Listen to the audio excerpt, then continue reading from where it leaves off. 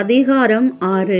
பஸ்கா பண்டிகையின் 2ஆம் நாளைக்கு பின்பு வந்த முதலாம் ஓய்வு நாளிலே அவர் பயிர் வழியே நடந்து போகையில் அவருடைய சீஷர்கள் கதிர்களை கொய்து கைகளினால் நிமிட்டி தின்றார்கள். பரிசேயரில் சிலர் அவர்களை நோக்கி, ஓய்வு நாளில் செய்யத்தகாததை நீங்கள் ஏன் செய்கிறீர்கள் என்று கேட்டார்கள். இயேசு அவர்களுக்கு பிரதியுத்தரமாக, தாவீதும் அவனோடு இருந்தவர்களும் பசியாயிருந்த போது செய்ததை நீங்கள் வாசிக்கவில்லையா? அவன் தேவனுடைய வீட்டில் பிரவேசித்து ஆசாரியர் மாத்திரமே தவிர வேறொருவரும் புசிக்கத்தகாத தேவ சமூகத்து அப்பங்களை கேட்டு வாங்கி தான் புசித்ததுமன்றி தன்னுடனே கூட இருந்தவர்களுக்கும் கொடுத்தானே என்று சொன்னார். மேலும் மனுஷகுமாரன் ஓய்வு நாளுக்கும் ஆண்டவராய் இருக்கிறார் என்றார். வேறொரு ஓய்வு நாளிலே அவர் ஜெப ஆலயத்தில் பிரவேசித்து உபதேசித்தார். அங்கே சூம்பின வலது கையுடைய ஒரு மனுஷன் இருந்தான். அப்பொழுது வேதபாரகரும் பரிசேயரும் அவரிடத்தில் குற்றம் பிடிக்கும்படி ஓய்வு நாளில் சொஸ்தமாக்குவாரோ என்று அவர் மேல் நோக்கமாய் இருந்தார்கள். அவர்களுடைய சிந்தனைகளை அவர் அறிந்து சூம்பின கையுடைய மனுஷனை நோக்கி, நீ எழுந்து நடுவே நில் என்றார். அவன் எழுந்து நின்றான். அப்பொழுது இயேசு அவர்களை நோக்கி, நான் உங்களிடத்தில் ஒன்று கேட்கிறேன். ஓய்வு நாட்களில் நன்மை செய்வதோ தீமை செய்வதோ ஜீவனை காப்பதோ அழிப்பதோ எது நியாயம் என்று கேட்டு அவர்கள் எல்லாரையும் சுற்றி பார்த்து அந்த மனுஷனை நோக்கி, உன் கையை நீட்டு என்றார். அப்படியே அவன் தன் கையை நீட்டினான். உடனே அவன் கை மறுக்கையைப் போல சொஸ்தமாயிற்று. அவர்களோ மூர்க்க வெறி கொண்டு இயேசுவை என்ன செய்யலாம் என்று ஒருவரோடொருவர் ஆலோசித்தார்கள்.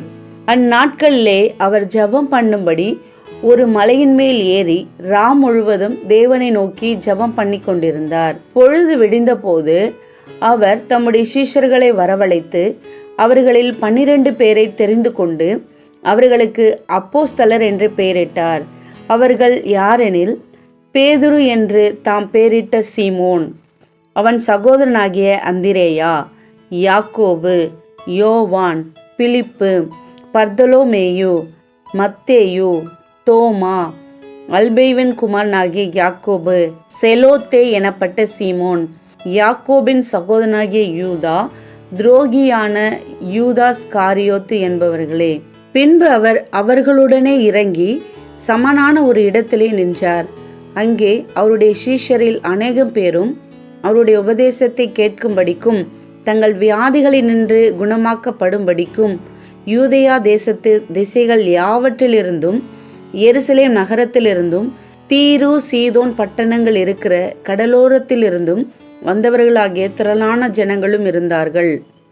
அசுத்த ஆவிகளால் வாதிக்கப்பட்டவர்களும் வந்து ஆரோக்கியமடைந்தார்கள். அவரிடத்திலிருந்து வல்லமை புறப்பட்டு எல்லாரையும் குணமாக்கினபடியினாலே ஜனங்கள் யாவரும் அவரை தொடும்படிக்கு வகை தேடினார்கள். அப்பொழுது அவர் தம்முடைய சீஷர்களை நோக்கி பார்த்து, தரித்திரராகிய நீங்கள் பாக்கியவான்கள், தேவனுடைய ராஜ்யம் உங்களுடையது. இப்பொழுது பசியாயிருக்கிற நீங்கள் பாக்கியவான்கள், திருப்தி அடைவீர்கள். இப்பொழுது அழுகிற நீங்கள் பாக்கியவான்கள், இனி நகைப்பீர்கள்.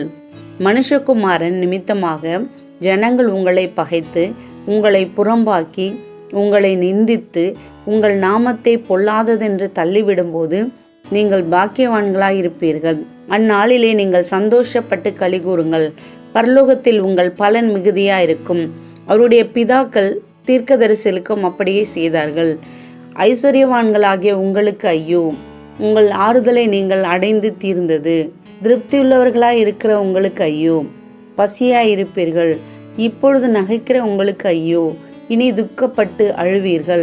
எல்லா மனுஷரும் உங்களை குறித்து புகழ்ச்சியாய் பேசும்போது உங்களுக்கு ஐயோ, அவர்கள் பிதாக்கள் கள்ள தீர்க்கதரிசிகளுக்கும் அப்படியே செய்தார்கள்.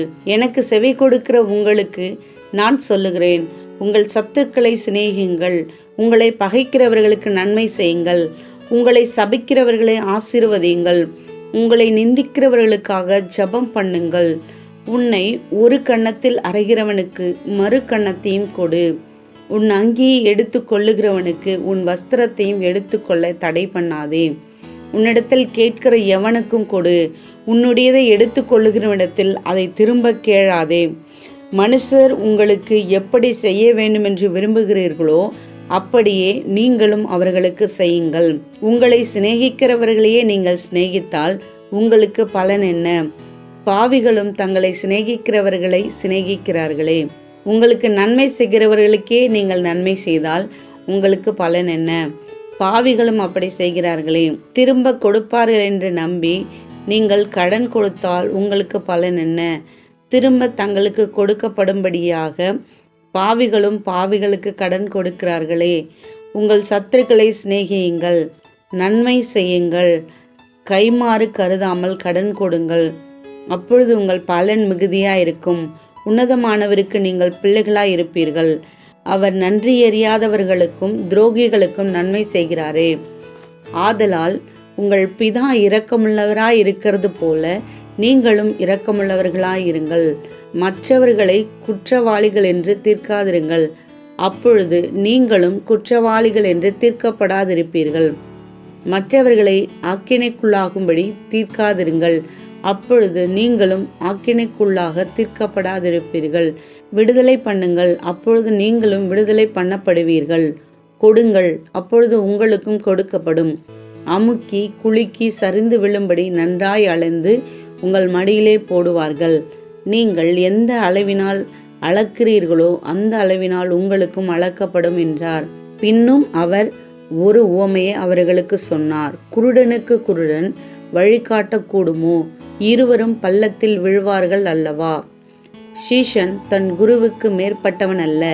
தேறினவன் எவனும் தன் குருவை போலிருப்பான். நீ உன் கண்ணில் இருக்கிற உத்தரத்தை உணராமல் உன் சகோதரன் கண்ணில் இருக்கிற துரும்பை பார்க்கிறதென்ன? அல்லது நீ உன் கண்ணில் இருக்கிற உத்தரத்தை உணராமல் உன் சகோதரனை நோக்கி, சகோதரனே, நான் உன் கண்ணில் இருக்கிற துரும்பை எடுத்து போடட்டும் என்று நீ சொல்வதெப்படி? மாயக்காரனே, முன்பு உன் கண்ணில் இருக்கிற உத்தரத்தை எடுத்து போடு, பின்பு உன் சகோதரன் கண்ணில் இருக்கிற துரும்பை எடுத்து போட வகை பார்ப்பாய். நல்ல மரமானது கெட்ட கனி கொடாது, கெட்ட மரமானது நல்ல கனி கொடாது. அந்தந்த மரம் அதனதன் கனியினால் அறியப்படும். முட்செடிகளில் அத்திப்பழங்களை பறிக்கிறதுமில்லை, நெருஞ்சி செடியில் திராட்சை பழங்களை பறிக்கிறதும் இல்லை. நல்ல மனுஷன் தன் இருதயமாகிய நல்ல பொக்கிஷத்திலிருந்து நல்லதை எடுத்து காட்டுகிறான். பொல்லாத மனுஷன் தன் இருதயமாகிய பொல்லாத பொக்கிஷத்திலிருந்து பொல்லாததை எடுத்து காட்டுகிறான். இருதயத்தின் நிறைவினால் அவனவன் வாய் பேசும். என்னை ஆண்டவரே ஆண்டவரே என்று நீங்கள் சொல்லியும் நான் சொல்லுகிறபடி நீங்கள் செய்யாமற் போகிறதென்ன? என்னிடத்தில் வந்து என் வார்த்தைகளை கேட்டு அவைகளின்படி செய்கிறவன் யாருக்கு ஒப்பாயிருக்கிறான் என்று உங்களுக்கு காண்பிப்பேன். ஆழமாய் தோண்டி கற்பாறையின் மேல் அஸ்திவாரம் போட்டு வீடு கட்டுகிற மனுஷனுக்கு ஒப்பாயிருக்கிறான். பெருவெள்ளம் வந்து நீரோட்டம் அந்த வீட்டின் மேல் மோதியும் அதை அசைக்க கூடாமற் போயிற்று. ஏனென்றால் அது கன்மலையின் மேல் அஸ்திபாரம் போடப்பட்டிருந்தது. என் வார்த்தைகளை கேட்டும் அவைகளின்படி செய்யாதவனோ அஸ்திபாரம் இல்லாமல் மண்ணின் மேல் வீடு கட்டினவனுக்கு ஒப்பாயிருக்கிறான். நீரோட்டம் அதன் மேல் மோதின உடனே அது விழுந்து முழுவதும் அழிந்தது என்றார்.